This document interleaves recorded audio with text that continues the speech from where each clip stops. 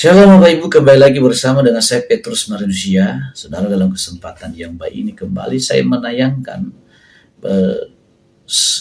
kesaksian seorang yang murtadin, meninggalkan agamanya, lalu kemudian ikut Yesus dengan segenap hatinya. Nah, bagaimana beliau menerima Yesus, sejarahnya bagaimana, kita saksikan dengan sesama sebagai berikut. Shalom, nama saya Ingvi Rizky Ramadan.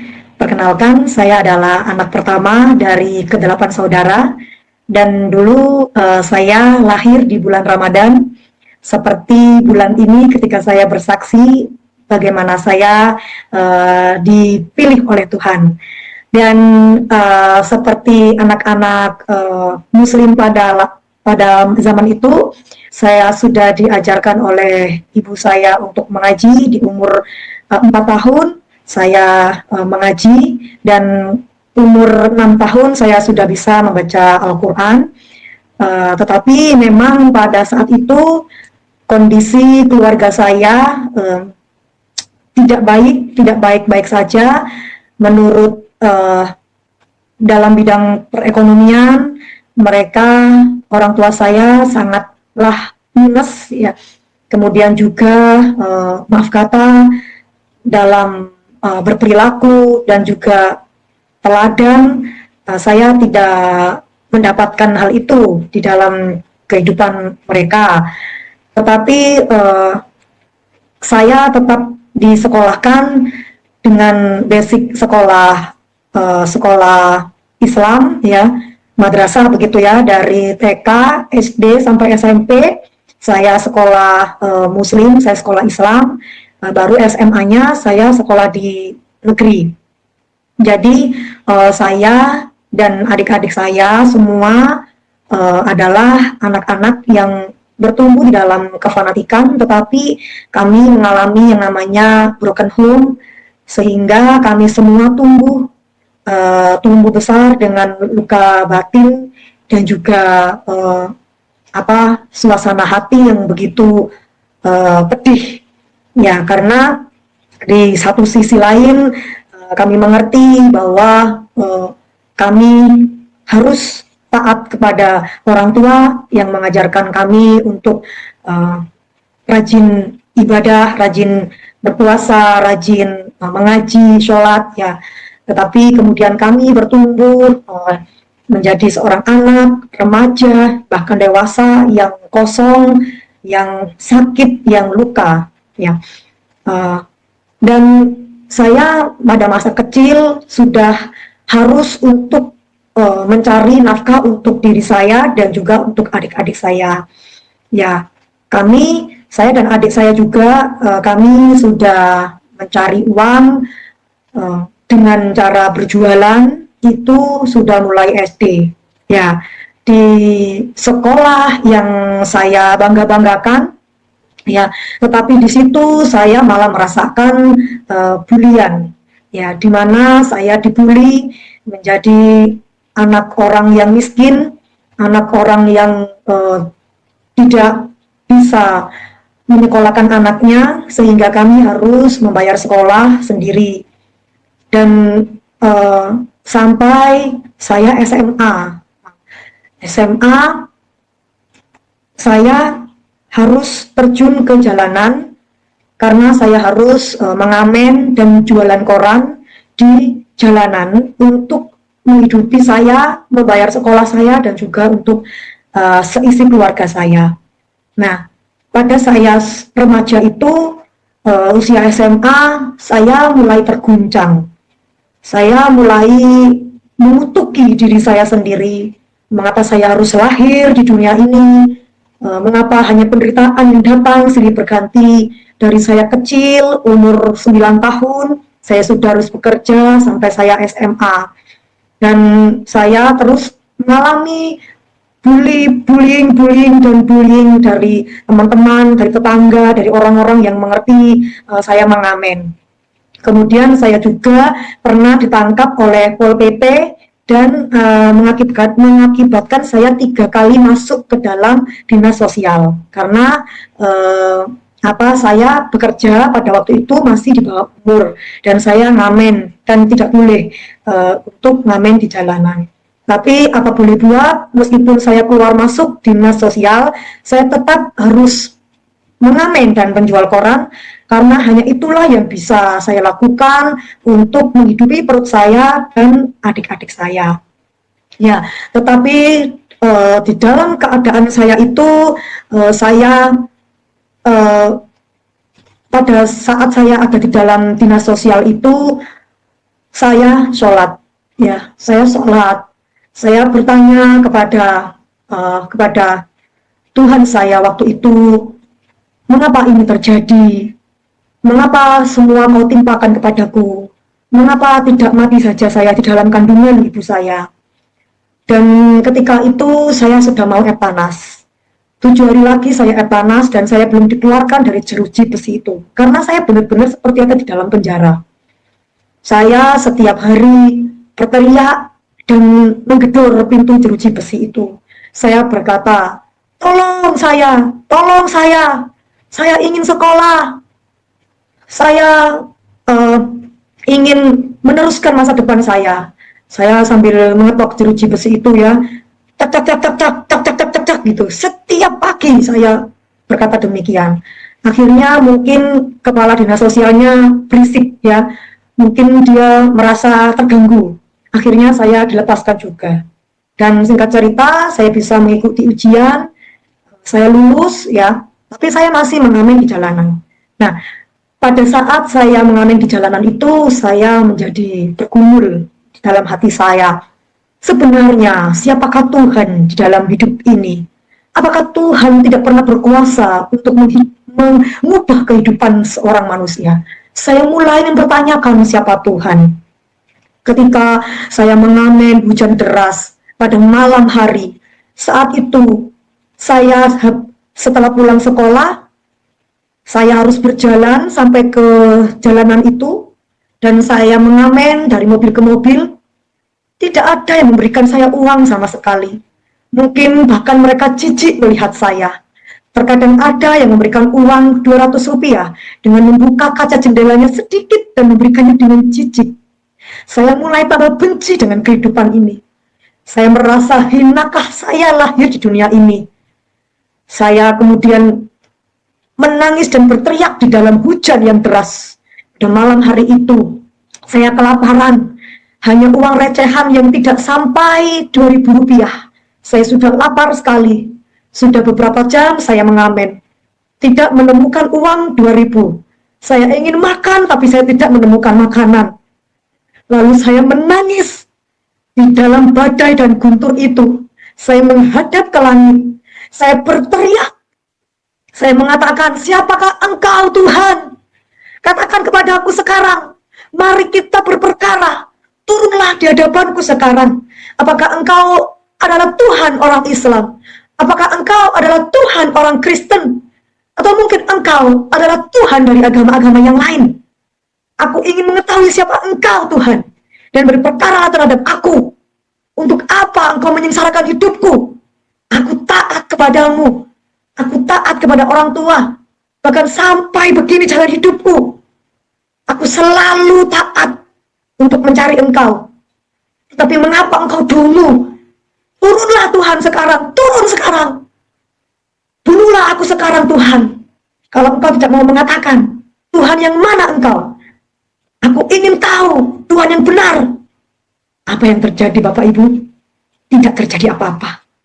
Hujan tetap hujan. Lapar tetap lapar. Langit tetap bergemuruh. Akhirnya saya diam dan saya kembali mengamen. Dan saat itu memang sepi. Saya hanya mendapatkan uang untuk makan malam itu dan tidak mendapatkan uang untuk esok hari.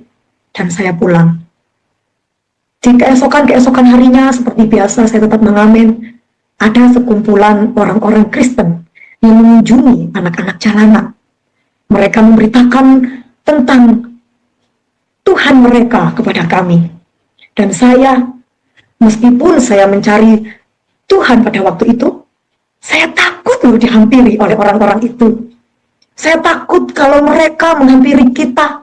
Mereka membagi-bagikan makanan. Mereka menyanyi-nyanyi tentang Tuhan mereka. membagi-bagikan buku. Bahkan mereka menawarkan sekolah gratis, menawarkan sebuah modal usaha, tetapi saya menolak karena saya tidak mau menjadi seorang Kristen. Itulah lucunya. Di malam hari saya ingin berperkara kepada Tuhan, tetapi pada keesokan harinya ketika ada seseorang datang untuk memberitakan siapa Tuhan mereka, saya menolak. Saya tidak mau dibiayai. Biar saya miskin, tapi saya tidak mau menerima Tuhan mereka. Karena saya tahu bahwa Tuhan mereka adalah manusia. Tuhan mereka itu 3. Tuhan mereka itu tidak bisa menyelamatkan diri mereka di kayu salib. Saya tidak mau untuk menerima bantuan dari mereka. Lalu hari berganti hari, kami tetap ada di dalam garis di bawah minus, ya, garis kemiskinan yang sangat miskin bahkan. Kemudian saya mulai merasakan kepahitan dengan orang tua saya. Saya selalu memohon maaf kepada siapapun karena di mana kesaksian saya tidak bermaksud untuk menceritakan hal-hal yang tidak baik, tetapi ini adalah sebuah kesaksian di mana saya harus berkata jujur dengan apa yang saya alami, kepahitan yang saya alami. Saya melihat bagaimana orang tua saya saling menyakiti. Saya kepahitan dengan laki-laki. Ya, kemudian saya menikah. Saya menikah pada waktu itu. Saya menikah, tentu saya menikah Muslim. Ya, ketika saya kepahitan dengan orang tua saya menikah. Saya pikir ya menikah adalah jalan keluar dari masalah keluarga. Tetapi kemudian setelah saya menikah dengan pria itu, ya saya mengalami kekerasan setiap hari. Ya, saya mengalami pelecehan setiap hari. Saya dihina setiap hari. Akhirnya dia meninggalkan saya. Dia menceraikan saya. Pada waktu itu anak saya masih ada di dalam kandungan. Dia sudah menceraikan saya. Dan kemudian saya lebih kepahitan lagi. Karena saya harus, biasanya saya mencari nafkah untuk saya dan keluarga saya. Sekarang ditambah saya harus mencari nafkah untuk anak saya seorang diri, ditambah dengan saya mencarikan nafkah untuk keluarga. Bertambah pahitlah kehidupan saya. Saya tidak mau lagi berhubungan dengan laki-laki. Akhirnya saya masuk ke dalam cinta sesama jenis. Saya menjadi seorang LGBT kurang lebih 2,5 tahun. Karena saya merasa nyaman, saya merasa dikasihi, dicintai oleh dia. Dan kemudian anak saya sudah bertumbuh besar. Akhirnya saya bertemu lagi dengan seorang laki-laki, ya, yang dia ini tahu bahwa saya ini seorang LGBT dan dia menyadarkan saya. Tetapi kehidupan saya sudah terlanjur pahit, ya, kehidupan yang broken home, yang luka batin terhadap laki-laki, terhadap kehidupan, bahkan terhadap Tuhan, membuat saya semakin terjerumus dalam banyak dosa. Ya, seks bebas, LGBT, saya bisa melakukan dengan jenis kelamin apapun.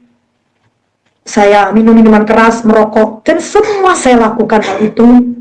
Semakin hari gaya hidup saya semakin rusak. Sampai pada suatu hari ketika saya pulang malam jam 2 malam, ya, saya pulang ke kos-kosan dan waktu itu saya sedang living together, saya hidup bersama, ya, dengan seseorang. Tiba-tiba saya merasakan perut saya sakit di sebelah kiri, tembus sampai ke belakang. Saya pikir itu adalah nyeri mah atau nyeri biasa. Saya minum obat setiap hari. Saya minum obat setiap hari. Tetapi tidak kunjung sembuh. Sampai saya muntah kuning. Sampai saya tidak mampu lagi berjalan. Sampai saya ngesot. Berjalannya itu ngesot. Saya nggak bisa lagi untuk melakukan aktivitas. Akhirnya teman saya itu membawa saya ke rumah sakit, ke UGD. Dan pada waktu itu belum ada yang namanya BPJS. Belum ada jaminan kesehatan untuk orang miskin, belum ada. Seingat saya memang belum ada pada waktu itu, ya, 16 tahun yang lalu belum ada. Terus kemudian saya diperiksa oleh dokter dan dokter mengatakan bahwa sebenarnya saya sudah kena sakit ginjal. Dan dokter ini menyuruh saya untuk pergi ke klinik spesialis penyakit dalam dan memberikan saya obat ya. Besoknya saya ke dokter tersebut dan dokter tersebut mengatakan saya harus operasi ya. Dan pada waktu itu saya tidak punya uang sama sekali, karena saya hidup amburadul, hidup tanpa arah dengan menghidupi anak dan keluarga, apalagi saya sakit. Ya, saya bilang sudah, saya tidak ada obat dok, saya nggak ada uang, ya mati ya sudah. Ya tetapi saudaraku, rasa sakitnya ini luar biasa. Kalau langsung mati tidak apa-apa, tapi saya harus mengalami rasa sakit yang luar biasa, yang dimana dokter sudah memberikan saya obat pereda rasa nyeri, bukan lagi yang dari mulut ya, tetapi dari belakang. Nah, kemudian saya pulang, saya minum 1 untuk pereda rasa sakitnya. Kemudian kalau besoknya lagi saya minum 2. Terus tinggal 1. Saya nggak punya pilihan. Kalau saya minum, habis selesai. Kalau saya nggak minum, saya juga habis. Kemudian ada seorang teman saya SMA yang dulunya juga muslim, kemudian dia sudah menjadi murtadin lebih dulu, mengatakan kepada saya, maukah engkau sembuh?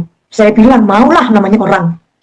Tapi saya nggak punya uang. Dia mengatakan dengan santai, maukah engkau didoakan oleh seorang pendeta? Kalau kamu mau, mari datang ke gereja saya. Kamu hanya didoakan saja. Saya langsung menolak. Ya jelas saya tidak mau. Saya tidak mau masuk ke gereja. Saya tidak mau didoakan oleh Tuhanmu. Tuhanmu saja tidak bisa menyelamatkan diri. Bagaimana dia mau menyelamatkan saya? Terus dia bilang, kamu pikirkan lebih dahulu. Karena doa bisa menyembuhkanmu. Kamu hanya didoakan saja, gak perlu masuk Kristen. Kamu pikir dulu. Saya diam saja, melihat obat yang tinggal 1. Berangkat nggak ya? Berangkat nggak ya? Akhirnya, saya nggak tahu kenapa. Saya SMS, pada waktu itu 1 kali SMS 350 rupiah.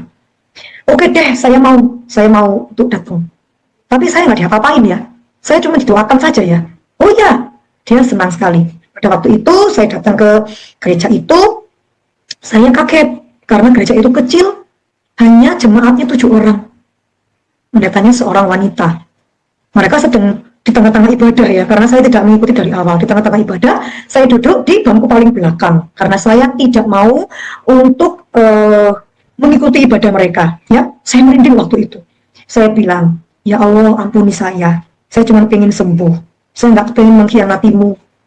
Kalau saya mati di gereja ini, waduh habislah saya. Masuk neraka lah saya ini. Aduh, tidak Tuhan, jangan mati, saya cuma pengen didoakan. Akhirnya selesai itu ibadah, saya diam, saya berdiri, ibu pendeta itu menghampiri saya dan mengatakan, siapa namamu? Nama saya Ingvi. Nah, terus pendeta itu melihat saya dan mengatakan, yang mana yang sakit? Ini saya bilang, perut saya sebelah kiri tembus ke belakang. Baik, mari kita berdoa. Lalu dia memeluk saya. Beliau bilang begini, sebelum saya berdoa, kamu harus mengampuni satu nama yang di dalam hatimu. Setelah itu, Tuhan mengampunimu dan menyembuhkanmu. Saya diam, tetapi hati saya berontak. Yang pertama, bagaimana pendeta ini bisa tahu saya menyimpan satu nama yang saya ingin bunuh dia, yang saya ingin menghabisi, karena saya pahit, karena dialah hidup saya menjadi menderita, karena dialah saya menjadi broken home, karena dialah saya menjadi seseorang yang hidup kacau balau. Akhirnya saya diam saja, saya tidak menjawab apapun, dan pendeta itu mulai memeluk saya dan berdoa. Kira-kira doanya begini yang saya ingat, Tuhan Yesus, bukan tangan manusia yang memimpin anak ini untuk datang kepadamu, tetapi tangan Tuhanlah yang menuntun anak ini untuk datang kepadamu. Tuhan, ampunilah segala dosanya, masa lalunya apapun itu engkau ampuni, engkau tolong kehidupannya, dan biarkan dia, engkau bantu untuk mengampuni orang yang ada di dalam hatinya itu Tuhan. Dan aku berdoa, segala sakit penyakit yang dideritanya sembuh dalam nama Yesus, amin. Itu yang saya ingat doanya. Dan saya bilang, sudah Bu, begini saja? Iya. Apakah tidak ada air minum, air percik? Tidak ada, hanya ini. Saya kecewa dong. Masa nggak dikasih apa-apa? Saya disuruh pulang. Beliau bilang, pulanglah. engkau sembuh. Dan ampunilah orang itu. Saya tidak mau. Saya tidak mau mengampuni dia. Kenapa? Karena dia adalah orang yang membuat saya hidup pahit. Dan dia adalah Bapak saya. Saya tidak mau. Saya tidak sanggup. Saya pulang dengan kecewa. Saya pulang dengan kecewa 1 hari, 2 hari, 3 hari. Saya baru sadar. Saya masih punya obat pereda rasa nyeri. Tetapi mengapa sakit saya tidak terasa? Jangan-jangan saya sembuh. Jangan-jangan saya sembuh karena doa itu. Matilah saya. Bingung saya. Sembuh tapi saya mati. Aduh. Tidak. Bukan karena Yesus yang menyembuhkan. Tapi karena sugesti. Karena saya mau didoakan. Karena mungkin saya percaya. Mengapa saya baru menyadari saya tidak sakit? Aduh. Bingung saya. Hati saya bersorak-sorai. Karena saya sembuh. Pikiran saya menolak. Karena itu tidak mungkin Yesus yang menyembuhkan. Saya menolak. Saya diam. Saya diam bingung. Karena sampai hari ke-7 pun saya tidak merasakan sakit. Tetapi pendeta itu tidak menyerah. Dia SMS saya. Ingvi, maukah engkau datang ke gereja? Di hari Minggu. Di hari pencurahan Roh Kudus. Saya mengingat, oh iya, Tuhan orang Kristen kan ada 3. Mungkin pencurahan Roh Kudus adalah hari ulang tahun Roh Kudus. Saya bilang, tidak bisa, Bu. Tapi, kenapa saya ada dorongan seperti orang yang sungkan? Masakan saya sudah disembuhkan, tapi saya tidak mau sekedar datang dan duduk mendengarkan mereka ceramah. Kan hanya itu, kan tidak perlu masuk Kristen. Saya bilang, tapi saya cuma duduk ya, Bu. Oh iya, tidak apa-apa, datanglah. Dorongan itu membuat saya berangkat ke gereja itu, dan saya duduk. Kali ini, saya ibadah lebih awal. Saya melihat mereka menangis. Saya melihat mereka bersorak-sorai. Saya melihat mereka bersuka cita, tapi juga saya melihat mereka begitu khusyuk. Saya menjadi bingung. Ibadah orang Kristen mengapa aneh seperti ini? Kemudian saya tidak ingin berfokus kepada ibadah mereka, tetapi ada sebuah lagu yang menggugah hati saya, yang membuat saya bertanya-tanya, apa arti lagu itu? Inilah lagunya. Penyertaanmu sempurna, rancanganmu penuh damai, aman dan sejahtera, walau di tengah badai. Ingin ku selalu bersama, rasakan keindahan, arti kehadiranmu Tuhan. Lagu itu, lagu pertama yang ada di dalam hati saya, lagu yang menggelitik hati saya, tetapi lucu. Bagaimana Tuhan, Engkau membuat orang berada di dalam badai, tetapi aman. Bagaimana ketika orang itu ada di dalam masalah besar, tetapi sejahtera? Itu nggak mungkin. Terus bagaimana Tuhan bisa dirasakan kehadirannya? Karena yang saya tahu bahwa Tuhan itu besar dan tidak bisa dijumpai oleh manusia. Orang yang menjumpai Tuhan pasti mati. Bagaimana orang Kristen bisa mengatakan dia merasakan kehadiran Tuhan? Saya mulai tergelitik, tetapi saya sekali lagi saya menolak. Saya itu denial, saya itu enggak gitu. Saya diam sampai akhirnya itu di akhir ibadah itu ada semacam kayak altar call. Saya tuh dipanggil, aduh saya datang, dipanggil, Ibu Ingvi ke sini. Tetapi nggak tahu kenapa kaki saya itu maju. Saya seperti tidak bisa mengendalikan diri saya. Saya maju ke situ, ada 2 orang yang di belakang saya itu sedang tangannya begini ke tangan saya gini. Nah, pendetanya itu ada di depan saya berdoa tumpang ke tangan begini. Beliau mengatakan dia berdoa, ya, dia berdoa sambil mereka itu berbahasa yang saya tidak memahami, ya. Dia berdoa bahasa Indonesia, panjang sekali doanya, tetapi saya ingat begini. Tuhan Yesus, bukan engkau, bukan manusia yang memilih engkau sebagai Tuhan, tetapi Tuhanlah yang memilih manusia untuk menjadi umat pilihannya. Jika engkau Tuhan yang menginginkan dan memilih anak muda ini untuk menjadi anakmu, maka berbicaralah Tuhan dengan caramu sendiri. Biarlah dia mengenalmu dengan caramu Tuhan, di dalam nama Yesus, amin. Ketika pendeta itu mengatakan min, ya, kata-kata min itu, saya kan pertamanya diam aja gini kan ya. Saya pokoknya hanya menghormati gitu. Ketika mengatakan min itu ada sebuah hembusan, ya, sebuah hembusan angin itu tertiup di hidung saya, masuk. Saya kaget, apa ini?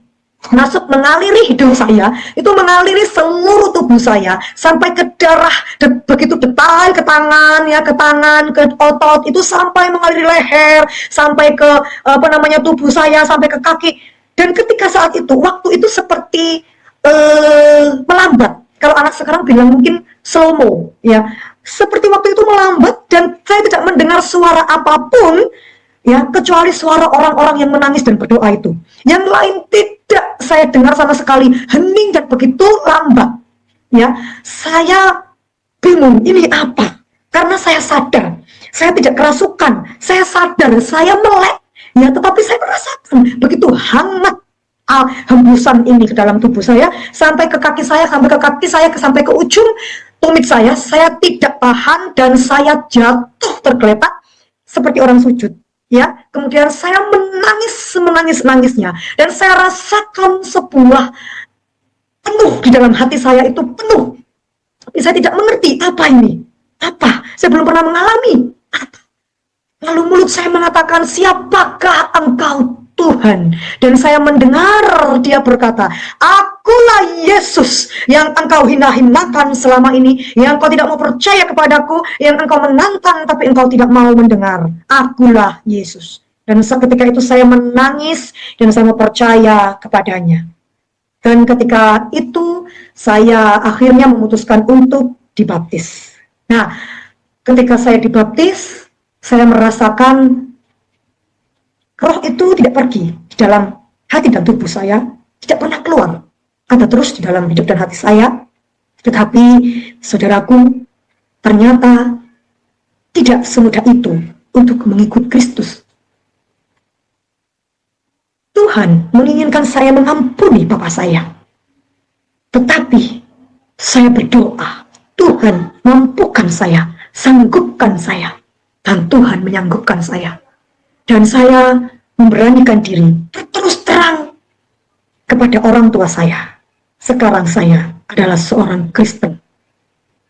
Papa saya yang sudah saya ampuni itu langsung membenci saya. Seharusnya saya yang membenci dia, tapi dia yang membenci saya. Dia mengatakan saya sudah keluar dari akidah dan saya layak untuk keluar dari keluarga. Saya mengatakan dengan lembut, saya tidak ingin keluar dari keluarga. Tapi saya tetap berkeyakinan Yesus Kristus adalah Tuhan. Saya kemudian mengalami penolakan keluarga besar. Nenek kakek saya mengatakan saya menjual agama. Ya.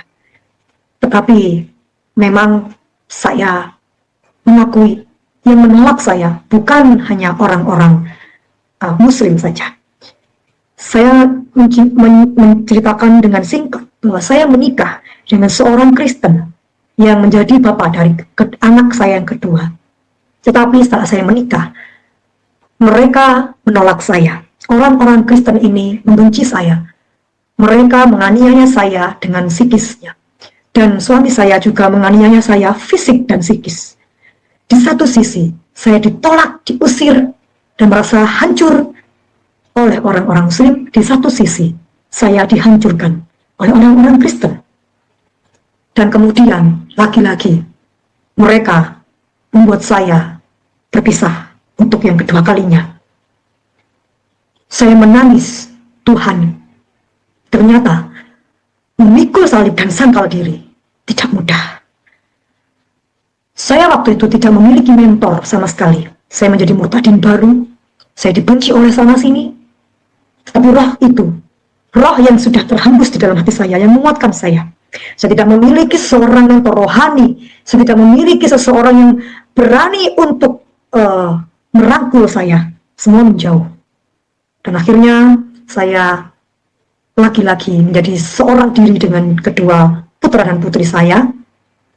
Semua orang mengatakan, semua orang Muslim keluarga saya mengatakan, kamu sudah disakiti bahkan oleh orang-orang Kristen, kembalilah ke dalam sini, maka Allah akan mengampunimu. Saya tetap bilang, jika Tuhan di pihak saya, siapa yang menjadi lawan saya? Saya percaya Tuhan akan memelihara saya dan anak-anak saya Sekalipun saya ditolak oleh semua orang, tapi Tuhan menyambut saya.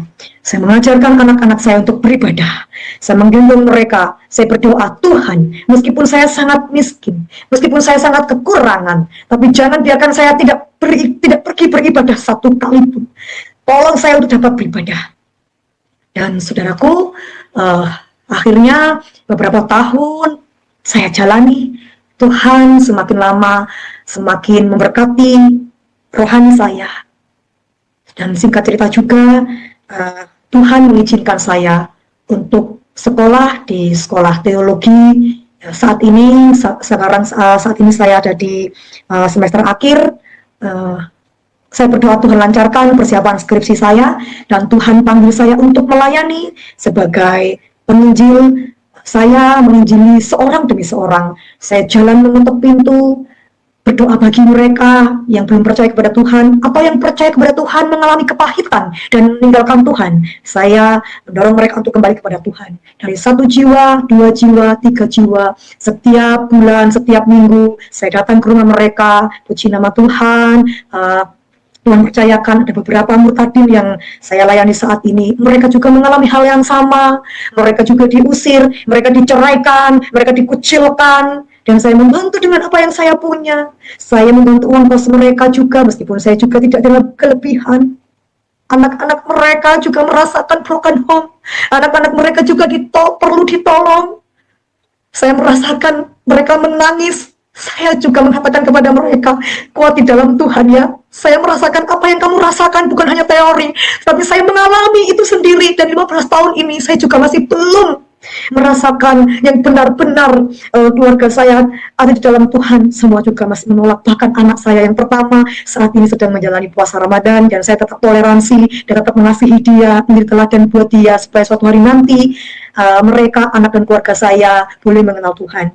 Jadi di tengah tantangan kehidupan yang walaupun saya sendiri juga merasakan tantangan itu, tapi Tuhan menyuruh saya untuk melayani rumah demi rumah, murtadin demi murtadin, bahkan anak-anak mereka juga jiwa-jiwa yang harus dilayani. Saya melayani mereka untuk memberikan berkat bagi mereka, mendoakan mereka, mendukung mereka dengan apa yang saya punya. Itulah singkatnya kesaksian saya. Dan Saudara, kesaksian disampaikan tadi ini luar biasa, dan biarlah itu menjadi renungan kita semua. Sekaligus juga kita perlu waspadai diri kita, jangan sampai kita tertinggal. Tuhan Yesus katakan akan tiba waktunya orang yang terdahulu menjadi yang terkemudian, dan orang yang terkemudian akan menjadi terdahulu. Nah, dengan adanya orang-orang yang baru masuk Kristen atau seorang mualif, mereka itu berjuang luar biasa untuk hidup dalam kebenaran itu.